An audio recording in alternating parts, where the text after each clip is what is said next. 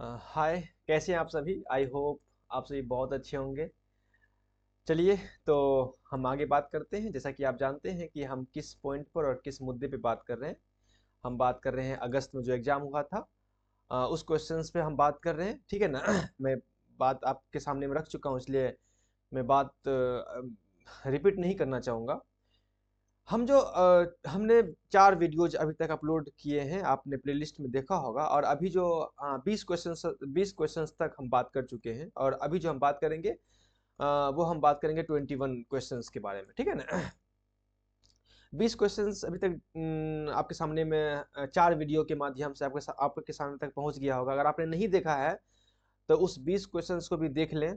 आप जानते हैं कि क्वेश्चंस किस तरह से एक्सप्लेन किया जाता है, इस बात को आपको समझ में आपको पता होना चाहिए। और आप देखेंगे तो आपको एहसास होगा कि हमने 20 क्वेश्चन में क्या-क्या चीज़ सीखा है, और आने वाले फ्यूचर में जो क्वेश्चंस डिस्कस होगा उसमें हम और क्या-क्या चीज़ सीखेंगे, ठीक है ना। आप जो पढ़ रहे हैं, सिलेबस पढ़ रहे हैं या कोई चीज़ पढ़ रहे हैं, उसको पढ़ते रहिए, उसमें आप रुकिए मत, लेकिन उसको थोड़ा-सा टाइम उसके अलावा निकाल कर के इस क्वेश्चंस को देखिए। और नोट्स ज़रूर बनाइए। नोट्स बिल्कुल बनाना बहुत ज़रूरी है, ठीक है ना। तो आइए क्वेश्चंस पे बात करते हैं 21 क्वेश्चन नंबर पर, है ना। 20 तक हम बात कर चुके हैं, क्वेश्चन नंबर 21 में बात करते हैं। कहता है, identify the challenges involve in service teacher education program. In service teacher education जो प्रोग्राम है, उसमें कौन कौन से चैलेंज इन्वॉल्व है, कौन कौन सी परेशानियां आती है, कौन कौन से प्रॉब्लम्स आते हैं, कौन कौन से चैलेंजेस आते हैं in service teacher education program में। पहला चैलेंज है रेसिस्टेंस टू चेंज। क्या ये चैलेंज है? बिल्कुल ये चैलेंज है। जो चेंजेज होते हैं, जो चेंजेज बदलाव जो आते हैं हमारे एजुकेशन सिस्टम में, या हमारे इंडिया में एजुकेशन से रिलेटेड कुछ भी बदलाव आते हैं, तो उस बदलाव को एडॉप्ट करने में लोगों को प्रॉब्लम्स क्रिएट होती है। तो वो चेंजेज जो होते हैं वो एक चैलेंज का काम है। बिल्कुल है, ये चेंजेज हैं, हम आगे बात करेंगे इसके ऊपर। रेसिस्टेंस टू चेंज, जो चेंजेज आ रहे हैं उसका जो लोग विरोध करते हैं, उसको लोग नहीं मानते, उसको लोग एक्सेप्ट नहीं करते उस चेंजेज को। तो ये एक चैलेंज है, ठीक है। High motivation among teacher. Teacher के अंदर जो हाई मोटिवेशन है, क्या वो चैलेंज है? नहीं, वो चैलेंज नहीं है। वो तो अच्छी बात है ना, वो तो पॉजिटिव फैक्टर है।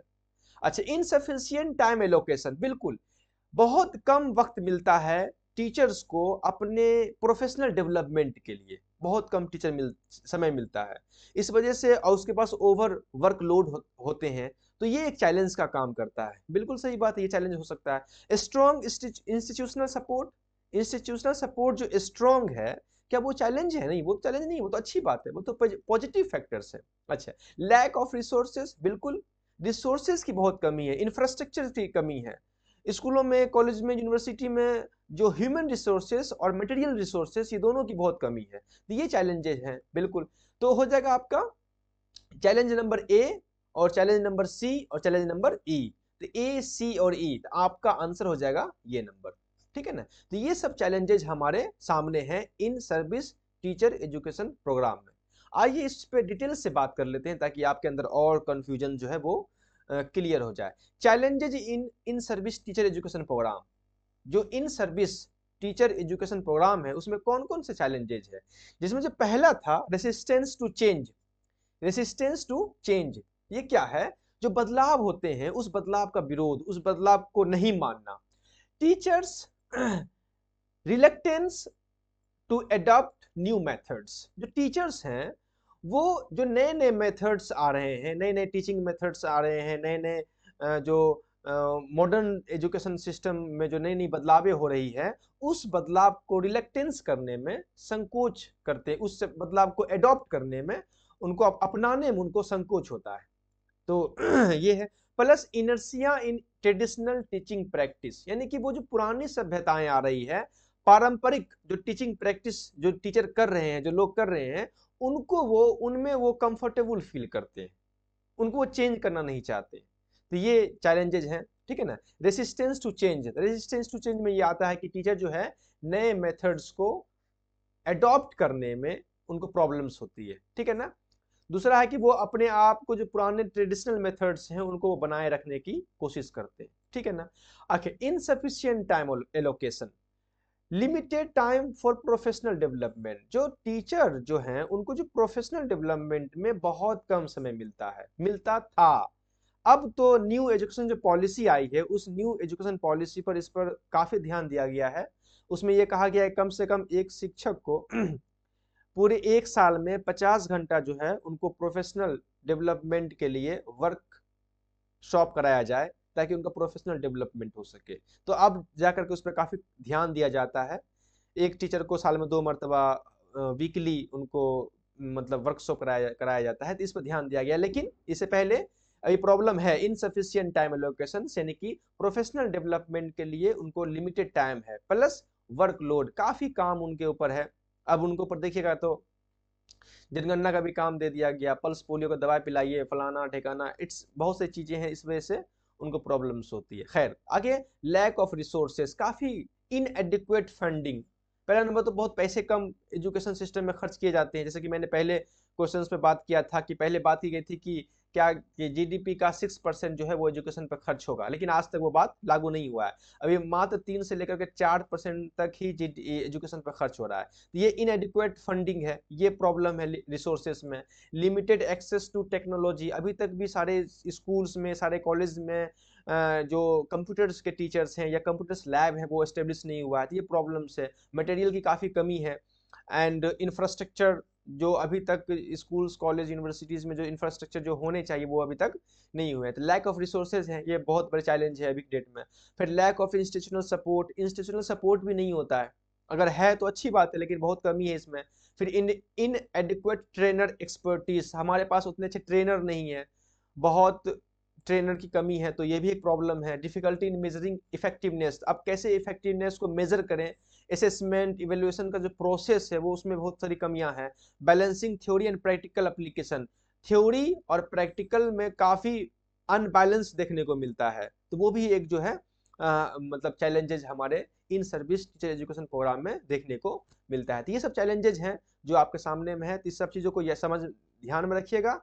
इन नेक्स्ट क्वेश्चन में अगर कभी ऐसा क्वेश्चन आए कि in service teacher education program में जो कौन कौन से चैलेंजेज हैं, तो अगर ये चैलेंज अगर अपने आप दिमाग में रखेंगे, नोट्स बना कर रखेंगे, तो आपको दिक्कत नहीं होगी, ठीक है ना। तो इस तरह से आंसर हो जाएगा। जो चैलेंजेज हैं वो है resistance to change, insufficient time allocation and lack of resources, ये सब चैलेंजेज हैं।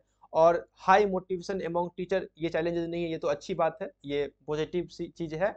स्ट्रॉन्ग इंस्टीट्यूशनल सपोर्ट जो है ये भी अच्छी बात है, ये चैलेंजेस नहीं है। तो इस तरह से आपका आंसर हो जाएगा आंसर नंबर 1 ए, सी और ई, ठीक है। नेक्स्ट क्वेश्चन देखते हैं। तो आइए नेक्स्ट क्वेश्चन देखते हैं। नेक्स्ट क्वेश्चन है क्वेश्चन नंबर 22। क्वेश्चन नंबर 22 जो है वो बहुत इंपॉर्टेंट क्वेश्चन, मतलब बहुत काफी डीप में क्वेश्चन गया है, काफी ज्यादा प्रॉब्लम होती है इस क्वेश्चन को समझने में, लेकिन खैर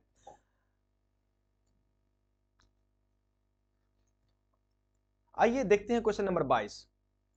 क्वेश्चन नंबर 22 जो है वो इस्लामिक फिलॉसफी से जुड़ा हुआ क्वेश्चन है। अब वो काफी इंटरेस्टिंग क्वेश्चन है, काफी अच्छा क्वेश्चन है। कहता है कि Islamic philosophy divides natural universal expression in 5 types, यानी कि इस्लामिक फिलॉसफी जो है वो यूनिवर्सल एक्सप्रेशन को 5 टाइप्स में डिवाइड किया है। यूनिवर्सल एक्सप्रेशन को इसे कहते हैं प्रीडिकेबल प्रीडिकेबल प्रीडिकेबल जिसको हिंदी में कहते हैं विधेय। उसने मतलब यूनिवर्सल एक्सप्रेशन को 5 टाइप्स में डिवाइड किया है, उसे कहते हैं प्रीडिकेबल, उसको कहा गया, हम आगे पढ़ेंगे उसके बारे में। क्यों किया गया ऐसा? ताकि चीजों को अंडरस्टैंड कर सके, समझ सके। जो दुनिया में चीजें हैं उन चीजों को समझने में आसानी हो। जिस तरह के अगर आपने पढ़ा होगा, अरस्तु की फिलॉसफी को पढ़ा होगा, तो अरस्तु ने अपनी फिलॉसफी में दुनिया में जो चीजें हैं, जो वस्तु हैं, जो ऑब्जेक्ट हैं, उसको 10 कैटेगरीज में डिवाइड किया है। क्यों? वस्तु को समझने के लिए। तो उसी तरह इस्लामिक फिलॉसफी में यूनिवर्सल एक्सप्रेशन को 5 टाइप्स में डिवाइड किया गया है। क्यों? इसलिए चीजों को समझने के लिए, जो ऑब्जेक्ट्स हैं, जो चीजें हैं, जो जो जो जो वस्तुएं हैं, जो जो जो एक एक्सप्रेशंस हैं, उसको समझने के लिए। इसे कह सकते हैं यूनिवर्सल एक्सप्रेशन, यानी कि सार्वभौमिक अभिव्यक्ति को 5 टाइप में डिवाइड किया गया है। Common accident, species, property, difference and genus. इसको कैटेगरी में डिवाइड करना, लगाना है कि पहले कौन होगा बाद में कौन होगा। तो एक बात याद रखें कि पहले जीन्स है, इस्लामिक फिलॉसफी में कहा गया कि पहले जो है जीन्स है, ये जीन्स जो है वो ब्रॉड कैटेगरी है, सबसे बड़ी कैटेगरी है, और ये जो है हर चीज में कॉमन है, जीन्स कॉमन है। उसके बाद है लास्ट में है कॉमन एक्सीडेंट। कॉमन एक्सीडेंट वो चीजें जो किसी में हो भी सकती है और नहीं भी हो सकती है, नॉन एसेंशियल थिंग्स, हम आगे बात करेंगे उसके बारे में। नॉन एसेंशियल थिंग्स, किसी चीज में वो हो भी सकती है वो नहीं भी हो सकती, उसे कहते हैं कॉमन एक्सीडेंट। एक्सीडेंटली हो सकता है, कॉमन नहीं भी हो सकता है। अब पहला है जीन्स, तो जीन्स पहला, इस बात को ध्यान रखिएगा, यूनिवर्सल एक्सप्रेशन को जो डिवाइड किया गया 5 टाइप्स में, उसे कहा गया यूनिवर्सल एक्सप्रेशन, यानी प्रिडिकेबल, उसके दूसरे शब्द में कहा गया है। उसमें जीन्स पहला है, जीन्स पहला है तो यहाँ ई दिया हुआ है, यहाँ भी ई दिया हुआ है, यहाँ भी ई दिया हुआ है, ये खत्म हो गया। और लास्ट में कॉमन एक्सीडेंट है, लास्ट में ए दिया हुआ है, यहाँ कॉमन, यहाँ भी और यहाँ भी, तो ये खत्म हो गया है ना, ये ए है और ये है। तो जीन्स है, कॉमन एक्सीडेंट है, उसके बाद जो पहला जीन्स है, फर्स्ट नंबर पे जीन्स है, और सेकेंड नंबर पे लास्ट में जो है 5 है, तो लास्ट 5 नंबर पे कॉमन एक्सीडेंट है, और सेकेंड नंबर पे स्पेसीज है, 2 नंबर पे स्पेसीज है। तो अगर ये हो जाएगा स्पेसीज तो ये बी नंबर आ गया, तो उसका 4 नंबर पे हो जाएगा ये डी डिफरेंस है, और सॉरी 3 नंबर पे डिफरेंस हो जाएगा, और 4 नंबर पे प्रॉपर्टीज हो जाएगा। ये है इस तरह से, तो इसका मतलब डी ये हो गया, सी हो गया, तो इसलिए आपका आंसर हो जाएगा ए। यानी पहला है जीन्स फर्स्ट नंबर पर, अगर बात की जाए तो फर्स्ट नंबर पर जो है वो जीन्स है ना। तो सेकेंड नंबर पर अगर बात किया जाए तो सेकेंड नंबर पे है वो स्पेसीज है, स्पेसीज, हम आगे बात करेंगे इसके बारे में, आपको समझ में आएगा। उसके बाद थर्ड नंबर पे है डिफरेंस, उसके बाद फोर्थ नंबर पे है प्रॉपर्टी, और फिफ्थ नंबर पे है कॉमन एक्सीडेंट, कॉमन एक्सीडेंट, ठीक है।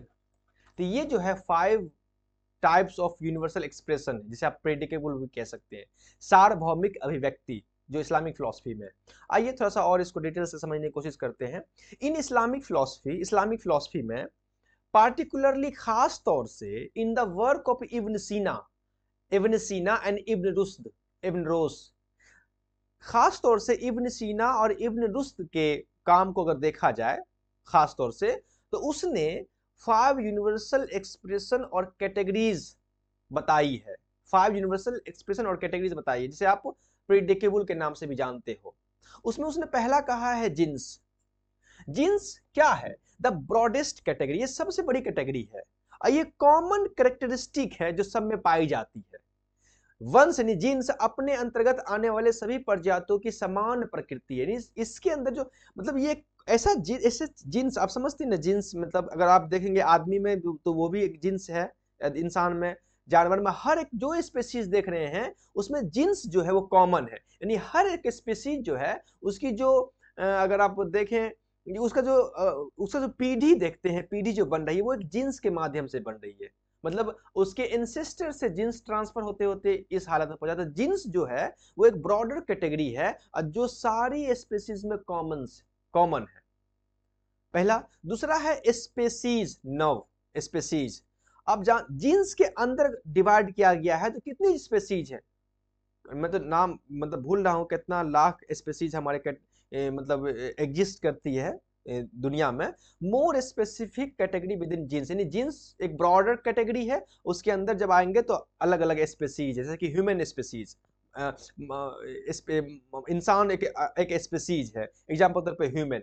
उसी तरह की दुनिया में जो लाखों करोड़ों स्पेसीज है ना। उसके बाद डिफरेंस, फसल। डिफरेंस क्या होता है कि वो चीजें जो दो चीजों को अलग करती है, वो चीजें, वो कैरेक्टरिस्टिक, वो खूबी या वो खामी या वो अच्छाई जो दो चीजों को अलग करती है। Distinct characteristics distinguishing one species from another, यानी डिस्टिंक्ट कैरेक्टरिस्टिक, ऐसी कैरेक्टरिस्टिक जो डिस्टिंग्विशिंग, जो अंतर करती है, फर्क करती है, अलग करती है वन स्पीशीज, एक स्पीशीज को दूसरे अनदर स्पीशीज, दूसरे स्पीशीज से। मिसाल तौर पर रेशनलिटी, तर्क संगतता फॉर ह्यूमंस, इंसान के अंदर जो है रेशनलिटी है, वो रेशनलिटी जो है वो इंसान को दूसरे स्पीशीज से अलग करती है ना। इस तरह के कई सारे कैरेक्टरिस्टिक हैं इंसानों के अंदर जो दूसरे स्पीशीज से इंसान को अलग करती है, उसे कहते हैं डिफरेंस। आई होप बात को आप समझ गए होंगे। नेक्स्ट है प्रॉपर्टी। खूबी, खासा उसे कहते हैं, खासा, खूबी, यानी ऐसा एसेंशियल गुण जो इनहेरेंट हो स्पेसीज में। कोई भी स्पेसीज आप ले सकते हैं, कोई भी स्पेसीज आप ले, दुनिया में जो भी स्पेसीज है उसमें कोई भी स्पेसीज ले सकते हैं, उस स्पेसीज की ऐसी गुण जो इनहेरेंट हो, जो उसके पूर्वज से उस तक पहुंचा हो, उसे कहते हैं property. Essential attributes inherent to species, essential attribute ऐसी मतलब जरूरी खूबी जो इनहेरेंट हो स्पेसीज में, इस स्पेसीज में उसे वंशानुक्रम हो, उनसे वंश से उनके अंदर आया हो। जैसे कि ability to laugh for humans, इंसानों के अंदर जो लाफ, हंसने की जो एबिलिटी है वो प्रॉपर्टी है, इंसान के अंदर की खूबी है। इस तरह कई सारी चीजें हैं इंसानों के अंदर, हंसना है, रोना है, इमोशंस है, ऐसे प्रॉपर्टी हैं। और जानवर में देखेंगे तो वो भी अलग अलग तरह की प्रॉपर्टीज जानवर में पाई जाती है। तो एक ये है। दूसरा है कॉमन एक्सीडेंट, जिसे अर्ध कहते हैं। कॉमन एक्सीडेंट जो है वो नॉन एसेंशियल एट्रीब्यूट्स है, ऐसी खूबी, एट्रीब्यूट्स मतलब खूबी जो नॉन एसेंशियल्स हो, जरूरी नहीं है कि हो भी सकता है और नहीं भी हो सकता है। ऐसी खूबी कॉमन एक्सीडेंट जो कॉमनली एक्सीडेंट मतलब हो, जो हो भी सकता है, नॉन एसेंशियल्स हो, जो हो भी सकता है और नहीं भी हो सकता है। डेट मे और may not be present in individuals of species, यानी जो इंडिविजुअल है, जो व्यक्ति है, जो स्पेसीज है, उसमें वो खूबी हो भी सकता है और ना भी हो सकता है, उसे कहते हैं कॉमन एक्सीडेंट। मिसाल तौर पर, एग्जाम्पल तौर पर, इंसान में जो बियर्डेडनेस है, बियर्डेडनेस मतलब दाढ़ी, जो ह्यूमंस में दाढ़ी है वो इंसान में अंदर अंदर के पास हो भी सकता है, नहीं भी हो सकता है। तो ये है कॉमन एक्सीडेंट। ऐसे कई सारे कॉमन एक्सीडेंट इंसानों के अंदर है, जो किसी इंसान अंदर हो भी सकता है और नहीं भी हो सकता है। मिसाल तौर पर अगर जापान में जाएंगे तो जापान के लोगों के पास दाढ़ी नहीं है, कॉमन एक्सीडेंट। या और लोग अलग अलग चीजों लोगों को देखेंगे तो कुछ चीजें लोगों के पास है, कुछ चीजों के लोगों के पास नहीं है, अगर यूनिवर्सली देखा जाए तो इसे कहते हैं कॉमन एक्सीडेंट।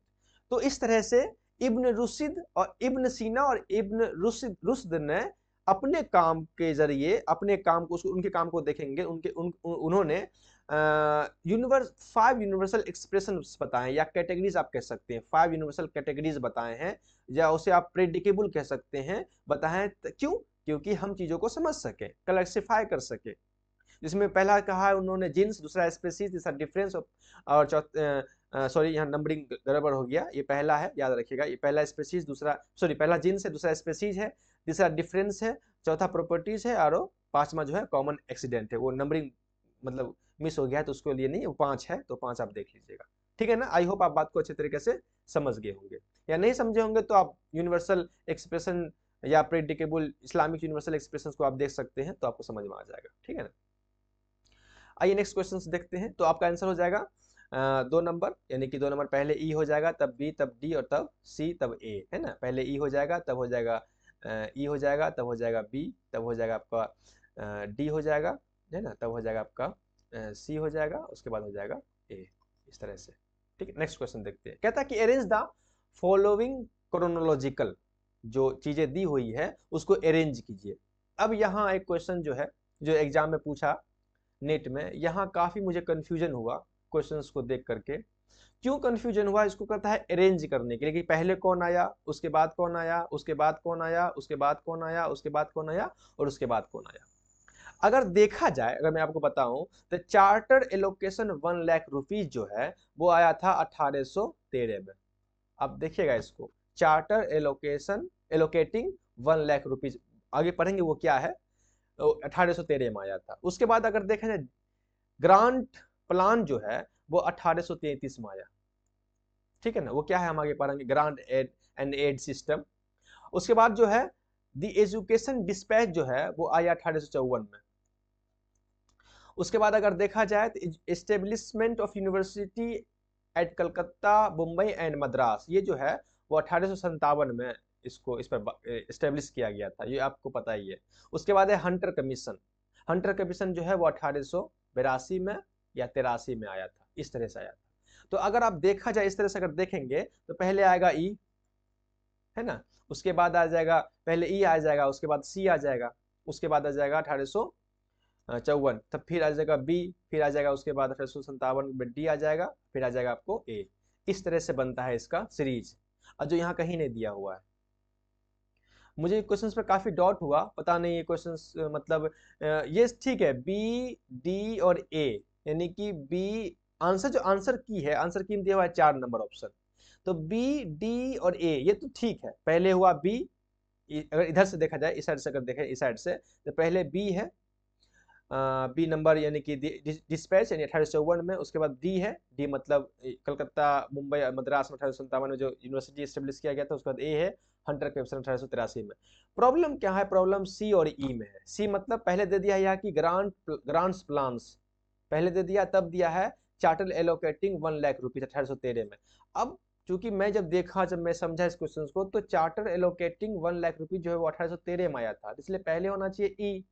और ग्रांट्स इन प्लान जो है वो 1833 में आया था, तब बाद होना चाहिए सी, यानी पहले होना चाहिए ई तब होना चाहिए सी, ये होना चाहिए। अब बी डी ए तो ठीक है, तो ये क्वेश्चंस काफी कंफ्यूजन हो गया। मेरे हिसाब से तो ऐसा ही होना चाहिए, मेरे हिसाब से तो ऐसा ही होना चाहिए। लेकिन अगर आपके नॉलेज में हो कि पहले आया था ग्रांट्स प्लान, तब आया था चार्टर एलोकेटिंग 1 लाख रुपीज, तो ठीक है, लेकिन मेरे हिसाब से तो ये होना चाहिए। अगर आपको लगे कि मैं गलत हूँ, अगर आपको लगे कि नहीं मैं गलत हूँ, तो अगर इसका जो सही, अगर आपके पास ऑथेंटिक होगा कंटेंट कि पहले ई हुआ, यानी पहले मतलब सॉरी पहले सी हुआ, यानी ग्रांट्स प्लान्स पहले आया है, तब चार्टर एलोकेटिंग 1 लाख रुपीज बाद में आया है, अगर ऐसा आपके पास कोई कंटेंट होगा तो प्लीज मुझे बताएंगे। मुझे भी इसको सीखना है, लेकिन मैं जानता हूँ मेरे हिसाब से ये है, ठीक है ना। आगे देखिए क्या है, हम इसको डिटेल्स एक्सप्लेन कर लेते हैं। चार्टर एलोकेटिंग 1 लाख रुपीज 1813 में, ये क्या है, this was the first act by the British east India company. ये पहला एक्ट था, पहला कानून था जो ब्रिटिश ईस्ट इंडिया कंपनी ने लागू किया या बनाया।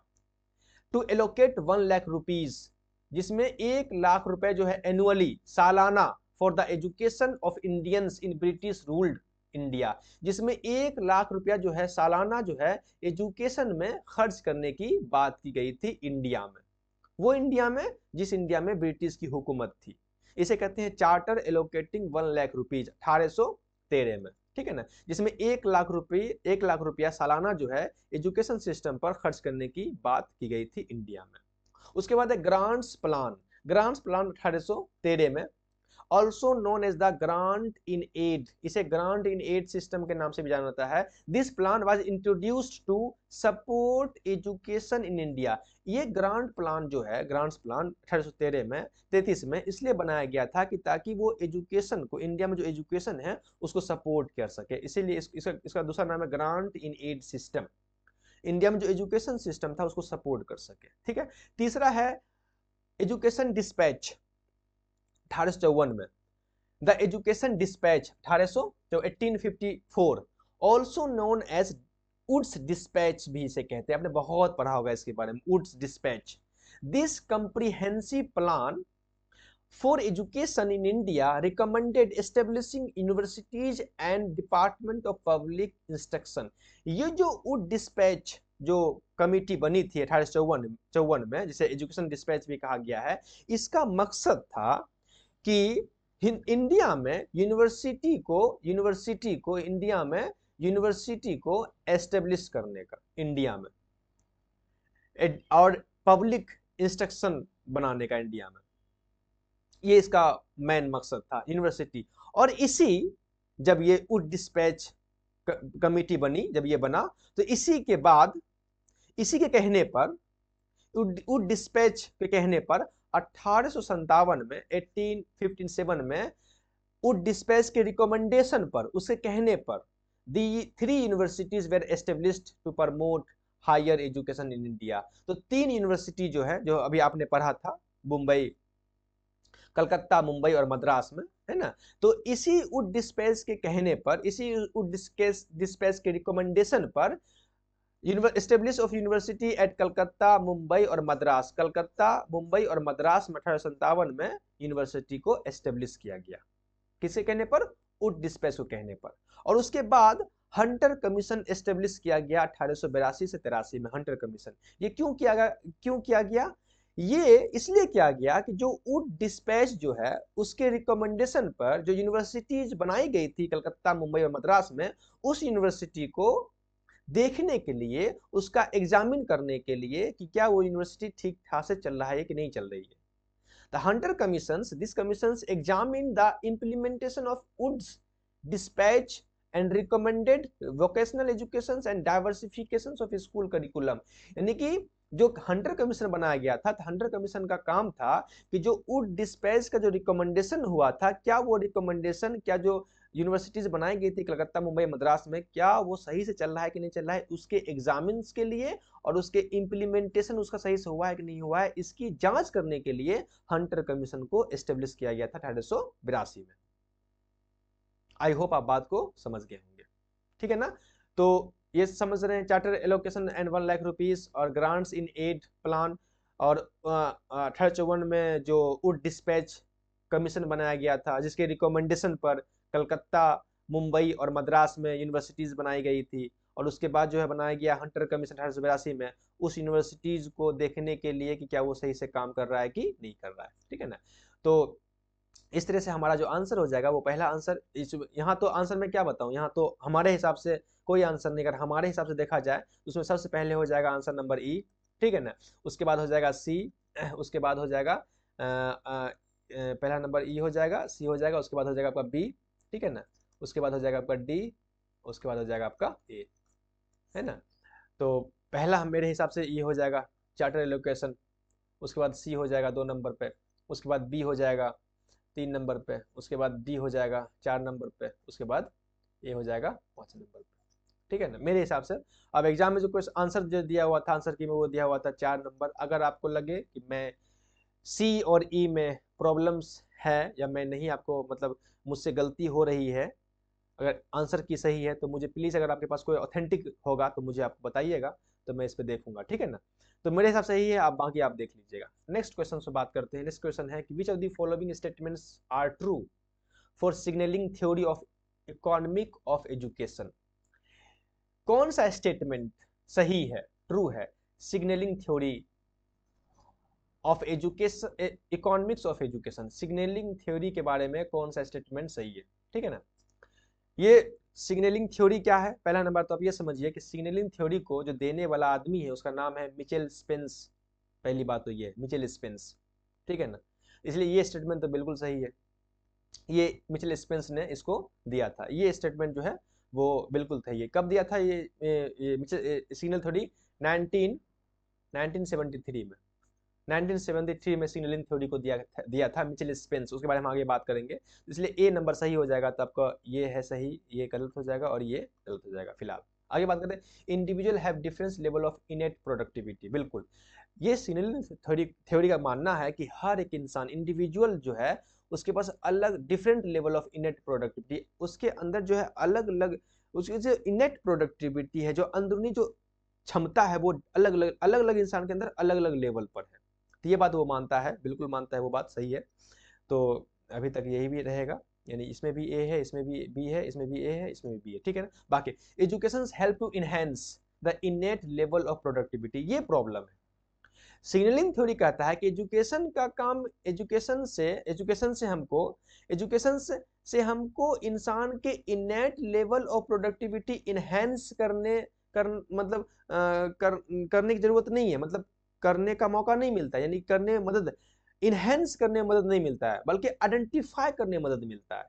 हम एजुकेशन से इंसान के जो डिफरेंस लेवल ऑफ प्रोडक्टिविटी है उसको आइडेंटिफाई कर सकते हैं, ना कि उसको इनहेंस कर सकते हैं। बात समझिएगा, छोटा सा प्रॉब्लम है। मिचेल स्पेंस कहता है सिग्नलिंग थ्योरी में कि एजुकेशन जो है वो हमें हेल्प करता है इंसान के डिफरेंस लेवल ऑफ प्रोडक्टिविटी को आइडेंटिफाई करने में, ना कि इनहेंस करने में। इनहेंस करने में हमको हेल्प नहीं करता है, इसलिए आंसर नंबर सी नहीं होगा। तो सी नहीं होगा तो ये खत्म हो गया, ये खत्म हो गया, आपका आंसर नंबर हो जाएगा ए। तो ये नहीं होगा, फिर आगे डी नंबर बात करते हैं। डी बिल्कुल बोलता है कि आइडेंटिफाई करने में हमको बिल्कुल हेल्प करता है, इसलिए डी होगा इसका आंसर। अच्छा, more year of schooling lead to more productivity. क्या ज्यादा दिन तक आप स्कूल में रहेंगे तो आप ज्यादा प्रोडक्टिव रहेंगे? ऐसी कोई बात नहीं है, ऐसा कोई बात नहीं है। तो ये है सिग्नलिंग थ्योरी। सिग्नलिंग थ्योरी जो है 1973 में मिचेल स्पेंस ने दिया था, वो कहता है कि हर इंसान के अंदर जो है अलग अलग लेवल के इंसान के अंदर अलग अलग इनेट प्रोडक्टिविटी होती है, पहली नंबर। और एजुकेशन जो है वो एजुकेशन जो है उससे हमको इंसान के इनेट लेवल ऑफ प्रोडक्टिविटी को इनहेंस करने में हेल्प नहीं मिलता है, बल्कि हमको उसको आइडेंटिफाई करने में, इंसान के अंदर जो अलग अलग लेवल के इंसान जो है उसके अंदर जो अलग अलग लेवल की जो प्रोडक्टिविटी है, उस प्रोडक्टिविटी को आइडेंटिफाई करने में हमको हेल्प मिलता है। तो ये ठीक है। फिर उसके बाद बोलता है कि ज्यादा दिन तक स्कूल में रहने से ज्यादा इंसान प्रोडक्टिव हो ये कोई जरूरी नहीं है, इसलिए ये आंसर नहीं होगा। तो आपका हो गया ए नंबर, बी नंबर और डी नंबर, ये आंसर है। आइए बात करते हैं अच्छे से। मिचेल स्पेंस सिग्नलिंग थ्योरी 1973 में मिचेल स्पेंस ने सिग्नलिंग थ्योरी दिया। Explains how education act as a signal, वो कहता है कि किस तरह से एजुकेशन जो है, वो एक्सप्लेन करता है अपनी थ्योरी में कि किस तरह से एजुकेशन जो है वो एक सिग्नल का काम करता है और क्रेडेंशियल एक सर्टिफिकेट का काम करता है। एजुकेशन शिक्षा जो है वो किस तरह से सिग्नल का काम करता है और किस तरह से एक सर्टिफिकेट का काम करता है to reveal information about individuals innate productivity. इंसान की जो इनेट प्रोडक्टिविटी, जो इंसान के अंदर अंदर की जो खूबी है, उस खूबी को रिवील करने में एजुकेशन का काम क्या है। वो कहता है कि एजुकेशन का काम है, एजुकेशन जो है वो एक सिग्नल का काम करता है जिसके जरिए जो है एक इंडिविजुअल के इनेट प्रोडक्टिविटी को हम रिवील कर सकते हैं, पता कर सकते हैं, आइडेंटिफाई कर सकते हैं। इनहांस नहीं कर सकते हैं, आइडेंटिफाई कर सकते हैं। तो एजुकेशन एज ए सिग्नल, वो कहता है कि एजुकेशन जो है एक सिग्नल का काम करता है। एजुकेशन क्रेडेंशियल कन्वे, ये हमें बताता है, ये कन्वे करता है कि हमें बताता है, एजुकेशन हमें बताता है, इंफॉर्मेशन जानकारी देता है कि अबाउट इंडिविजुअल्स प्रोडक्टिविटी, एक इंसान की प्रोडक्टिविटी के बारे में बताता है, एक इंसान के प्रोडक्टिविटी के बारे में बताता है एजुकेशन, ना कि रेदर देन डायरेक्ट एनहेंसिंग, ना कि उसको डायरेक्ट इनहेंस कर दिया जाए। उसकी प्रोडक्टिविटी को इनहेंस करने पर जोर नहीं देता है, बल्कि उसकी प्रोडक्टिविटी को बेहतर आइडेंटिफाई करने पर उसकी प्रोडक्टिविटी के बारे में हमें जानकारी देता है कि इंसान के अंदर प्रोडक्टिविटी है या नहीं है। ये एजुकेशन का काम है, ना कि उसको इनहेंस करने का। आगे इनेट प्रोडक्टिविटी, वो कहता है कि इंसान के अंदर जो है इनेट प्रोडक्टिविटी है, अंदरूनी प्रोडक्टिविटी है। वो कहता है individual have different level of productivity, हर इंसान के अंदर जो है अलग अलग लेवल की प्रोडक्टिविटी है, which are not directly observe, जिसको हम डायरेक्टली ऑब्जर्व नहीं कर सकते हैं। फिर आगे कहता है स्क्रीनिंग हाइपोथेसिस, स्क्रीनिंग हाइपोथेसिस के बारे में बात करता है। वो क्या है स्क्रीनिंग हाइपोथेसिस? वो कहता है कि education sorts individuals based on innate ability helping employers identify productive workers, यानी कि शिक्षा जो है, जो वो जन्मजात क्षमता है, इनेट कहाँ गया, इनेट एबिलिटी है। शिक्षा जो है वो एक इनेट एबिलिटी है, जन्मजात क्षमता के आधार पर व्यक्तियों को वर्गीकृत करता है। यानी कि शिक्षा जो है वो जन्मजात इनेट एबिलिटी के आधार पर जो इंडिविजुअल है उस इंडिविजुअल को वर्गीकृत करता है, सॉर्ट्स करता है, उसको अलग अलग भागों में डिवाइड करता है, जिससे नियोक्ता को उत्पादक श्रमिकों की पहचान करने में मदद मिलती है, जिससे जो एम्प्लॉयर्स है उस एम्प्लॉयर्स जो है वो आइडेंटिफाई कर पाता है कि कौन इंसान प्रोडक्टिव है और कौन इंसान प्रोडक्टिव नहीं है। इसे कहते हैं स्क्रीनिंग हाइपोथेसिस। तो आई होप ये क्वेश्चन आप समझ गए होंगे अच्छे तरीके से। आइए नेक्स्ट क्वेश्चन में बात करते हैं। नेक्स्ट, ये तो इसका आंसर हो गया आपको ए बी और डी, ए हो गया, बी हो गया और डी हो गया, ठीक है ना, ये ट्रू है, बाकी ये फॉल्स है आपका और ये भी आपका फॉल्स है। आइए क्वेश्चन नंबर 25 देखते हैं। बड़ा अच्छा क्वेश्चन है और आई होप आपने इसको पढ़ा होगा, ठीक है ना। तो आइए क्वेश्चन 25 देखते हैं। क्वेश्चन नंबर 25 है taxonomy of educational objective, taxonomy of educational objectives, the classification of educational goals, handbook 1। यानी कि जब ब्लूम टैक्सोनॉमी को आप पढ़ेंगे तो उसके जब हैंडबुक 1 को पढ़ेंगे, एक हैंडबुक 1 है, हैंडबुक 2 है, ऐसे ही है। तो जो हैंडबुक 1 को पढ़ेंगे तो उसने ब्लूम टैक्सोनॉमी में जब हैंडबुक 1 पढ़ेंगे तो उसमें कॉग्निटिव डेवलपमेंट के बारे में बताया गया है। Taxonomy of educational objective, the classification of educational goals, handbook 1, जब इसको पढ़ेंगे आप हैंडबुक 1 को तो उसमें कॉग्निटिव डेवलपमेंट के बारे में बताया गया है। ये कॉग्निटिव डेवलपमेंट के बारे में किसने बताया है, कौन साहब ने ये बताए हैं कॉग्निटिव डेवलपमेंट के बारे में 1956 में। इनका नाम था ब्लूम एट एल। अब एटाइल जो है, इस समझिएगा, ये शब्द है एटाइल जो है, ये एक लैटिन शब्द है। एटाइल लैटिन शब्द जो है वो एट एलिया, समझिएगा, मैं एट एलिया, एट एलिया का एब्रिविएशन है, यानी एट एलिया का शॉर्ट फॉर्म है एटाइल, जिसका मतलब होता है एंड अदर, जिसका मतलब होता है एंड अदर, है ना। इसको आप पढ़ सकते हैं, आप ब्लूम एंड अदर, इसको ऐसे ऐसे पढ़ सकते हैं। तो ब्लूम एंड अदर ने 1956 को 1956 को taxonomy of educational objective, the classification of educational goal, handbook 1 cognitive development के बारे में पढ़ा, मतलब बताया था, जिसमें उसने 6 डोमेन के बारे में लिखा है, जिसके बारे में हम बाद में बात करेंगे। तो इसका हो गया आंसर नंबर 3, इसका हो जाएगा ये ऑप्शन नंबर 3, ठीक है ना। उसके बाद है taxonomy of educational objectives, the classification educational goal, handbook 2। अगर हैंडबुक 2 पढ़ेंगे तो उसमें अफेक्टिव डोमेन के बारे में बताया गया। ये अफेक्टिव डोमेन जो है वो अब देखेंगे, तो 5 अफेक्टिव डोमेन के बारे में बताया गया। आप जानते होंगे इस बात को अच्छे तरीके से। तो इसके बारे में जो है वो क्रेथवेल एंड अदर्स ने बताया था। क्रेथवेल एंड अदर्स ने कब बताया था? 1964 को। इसका हो जाएगा आंसर नंबर 1। तो ए का तीसरा और बी का पहला, तो ए का तीसरा और बी का पहला, तो ये नहीं होगा, ये होगा, ये नहीं होगा, बी का दूसरा है यहाँ पर, ये भी नहीं होगा, तो ये आंसर नंबर हो गया आपका ये, ठीक। तो ए का तीसरा हो गया, बी का पहला। उसके बाद developing and writing of behavioural objectives. अब ये क्वेश्चन प्रॉब्लम्स क्रिएट कर रहा है। क्यों? जो क्वेश्चन नंबर सी जो है उसमें दिया हुआ है, सी का कौन है? 4, सी का दिया है 4, लेकिन सी का डेव ऐसे नहीं है, मतलब अब पता नहीं कहाँ से लिख दिया, मुझे नहीं समझ में आया कि developing and writing behavioural objective जो है, जो इनको लिखने वाले जो है उनका नाम है रॉबर्ट, उनका नाम है Robert F megger, F megger. इन्होंने 1962 में ये लिखा था, 1962 में। तो ये रॉबर्ट एफ मैगर होगा, लेकिन अब डेव कैसे दे दिया? इस क्वेश्चंस को भी अगर आपके पास कोई इसके बारे में इंफॉर्मेशन होगा तो मुझे जरूर बताइएगा, ठीक है ना। मेरे हिसाब से जो developing and writing behavioural objective जो है, इसको रॉबर्ट एफ मैगर ने 1962 में लिखा था। हम आगे बात करेंगे इसके बारे में। उसके बाद है a taxonomy for learning, teaching and assessing, a revise of Bloom taxonomy of educational objectives. इसको रिवाइज जो किया गया था, जानते हैं कि 2001 में इसको रिवाइज किया गया था, है ना। इसको किया था एंडरसन एंड क्रेथवेल ने, है ना। तो ये हो जाए, इसका आंसर हो जाएगा 2 नंबर। तो डी का हो गया 2 नंबर और सी का 4। सी का 4 जो है, सी का 4, इसमें जो ऑप्शन दिया हुआ है डेव, पता नहीं क्यों दिया हुआ है, डेव है कौन? ये इससे बिल्कुल जुड़े हुए लोग नहीं है। इसका जो है developing and writing behavioural objective जो है, इसको रॉबर्ट एफ मैगर ने 1962 में लिखा था। तो इस तरह से ये है। आइए बात करते हैं आगे।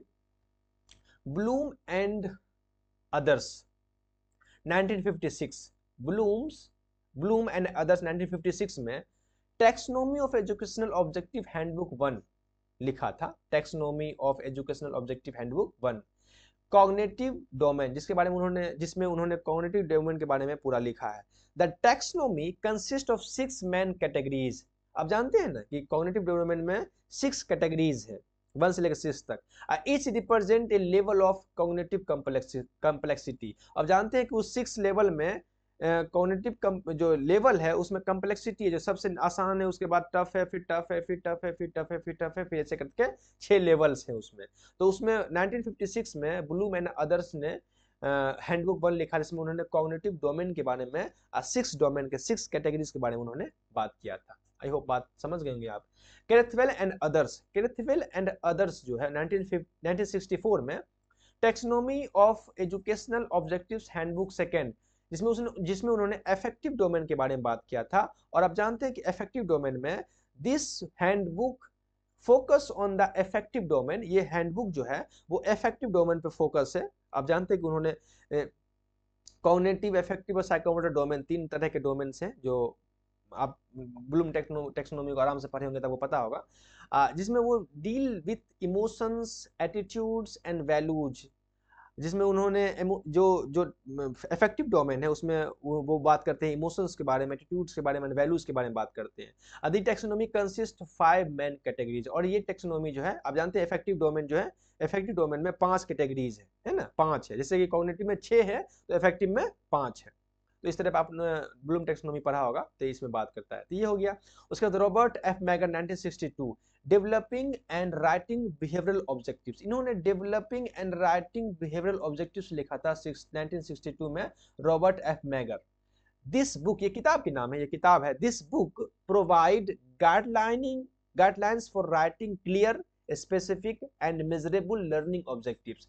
ये जो किताब है, ये जो बुक है, वो बुक बताता है किस तरह से आप अच्छा से साफ साफ लिख सकते हैं, स्पेसिफिक लिख सकते हैं और मेजरेबल लर्निंग ऑब्जेक्टिव्स लिख सकते हैं। ये बुक बताता है developing and writing behavioural objectives. जब पढ़ेंगे आप किताब जो रॉबर्ट एफ मैगर का लिखा हुआ है, तो उसमें बताया गया है कि एक गाइडलाइंस दिया गया है कि आप right clear specific and measurable learning objectives, मतलब किस तरह से आप साफ साफ चीजों को लिख सकते हैं। राइटिंग से जुड़ा हुआ ये किताबें हैं। लेकिन ऑप्शन में दिया हुआ था डेव। अब पता नहीं ये डेव क्यों दिया था, मुझे समझ में नहीं आता। अगर आपको समझ में आ रहा है तो मुझे बताइएगा कमेंट्स में। अगर मैं गलत बता रहा हूं तो आप मुझे प्लीज करेक्ट कीजिएगा, ठीक है ना। नहीं तो मेरे हिसाब से तो यही है। Anderson and Krathwohl 2000 a taxonomy for learning teaching and assessing. एक टैक्सोनॉमी जो एंडरसन एंड क्रेथवेल 2001 में जो इसको रिवाइज किया, तो उसमें उन्होंने टीचिंग एंड असेसिंग पर जोर दिया। रिवाइज्ड ब्लूम टैक्सोनॉमी, उसको रिवाइज किया। This revised taxonomy update Bloom's original framework. ये जो है रिवाइज है वो ब्लूम के ओरिजिनल फ्रेमवर्क का है, जो ब्लूम ने 1956 में लिखा था, उसी का जो है रिवाइज फॉर्म है। Incorporating new research and perspectives, जो नए नए रिसर्च हुए हैं उस रिसर्च को ध्यान में रख करके उसको रिवाइज किया गया 2001 में। और फिर उसमें बहुत सारे चेंजेज हुए, कुछ चीज़ों के नाम बदल गए, कुछ चीज़ों को नाम चेंज कर दिया गया। तो जो आप ब्लूम टैक्सोनॉमी पढ़े हैं तो आपको अच्छे से इस बात को नॉलेज होगा, ठीक है ना। तो यहाँ तक क्वेश्चन है। तो आप आई होप आप समझ गए होंगे कि ए का 3 हो जाएगा, बी का पहला, ए का आ जाएगा 3 नंबर, बी का हो जाएगा आपको फर्स्ट नंबर, और सी का जो है वो रॉबर्ट है, अब देख लीजिएगा उसको, ठीक है ना। और उसके बाद डी का जो है वो सेकेंड नंबर है। तो इस तरह से ये क्वेश्चन है। आई होप आप बात समझ गए होंगे। 5 क्वेश्चन से हम डील करेंगे और 5 क्वेश्चन में बहुत सारी बातें आपको बताने की कोशिश करेंगे। 5 क्वेश्चन तक ही रखते हैं, फिर नेक्स्ट वीडियो में हम 26 से क्वेश्चन पे 26 से लेकर के 30 क्वेश्चन तक बात करेंगे। तब तक के लिए अपना ख्याल रखेंगे, पढ़ते रहें और साथ साथ नोट्स बनाते रहें, चीज़ों को सीखें और अच्छे मार्क्स से पास करें। फिर मिलते हैं नेक्स्ट वीडियो में। Okay bye.